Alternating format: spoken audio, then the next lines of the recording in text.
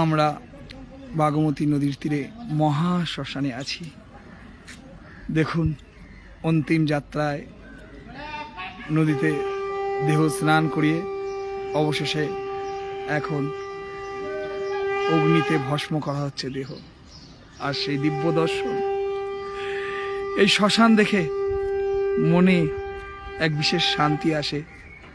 শান্তি এটাই যে জীবনের এত উচ্ছৃঙ্খলতা, এত লড়াই, জীবনের এত চঞ্চলতা, সবকিছু একদিন অন্তিমে সবার শান্ত হয়ে যাবে।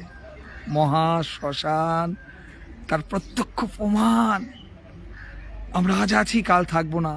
সকলের আমাদের গন্তব্য এই শ্মশান, যেখানে ধনী দরিদ্র ভেদ থাকে না, যেখানে উঁচু জাত নিচু জাতের ভেদ থাকে না, সেই শ্মশান। আর আমরা দর্শন করছি পশুপতিনাথ মন্দিরের সাথে দেবাদিদেব মহাদেব যেখানে অবস্থান করছে সেই মহা শ্মশান।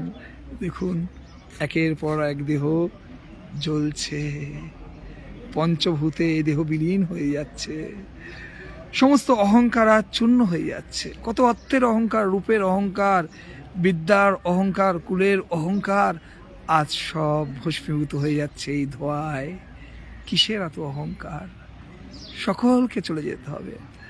আচার্য পদকর্তা বলছে, শ্মশানে শরীর মম পড়িয়া রইবে, বিহঙ্গে পতঙ্গ তাহে বিহার করিবে, কুকুর সিগাল সব আনন্দিত হয়ে মহোৎসব করিবে। এ দেহ লয়ে তবু আমাদের চেতনা জাগরিত হয় না। তবু আমরা সামান্য অর্থের জন্য, সামান্য সম্পদের জন্য, নিজের স্বার্থের জন্য একে অপরকে ঠকিয়ে চলছি, একে অপরের সাথে ঈর্ষা করছি, হিংসা করছি। কিন্তু আমরা কি কখনো ভেবেছি কতদিন এই অহংকার, এই অহংকার কতক্ষণ? একদিন তো এইভাবেই আমার অহংকার নষ্ট হয়ে যাবে। কিন্তু সেই দিন পার্থক্য কি? সেই দিন আমার নিজেকে আর পরিবর্তন করতে পারবো না। সেই দিন আমার আত্মা এই দুর্লভ মানব দেহ ছেড়ে চলে যাবে। সেই দিন চেষ্টা করলেও আমি আমার নিজেকে বদলাতে পারবো না। সেদিন যদি ভাবি আমি কত অহংকার করে ফেলেছি, কত ভুল করে ফেলেছি, সেই দিন কোনো উপায় থাকবে না।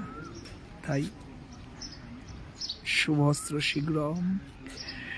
অপরকে দেখে শিক্ষা নিতে হয়। যখন কারো কোনো বিষয় দেখি, কারো বড় বাড়ি দেখি, গাড়ি দেখি, সম্পদ দেখি, তখন মনে হয় যদি এগুলো আমারও হতো।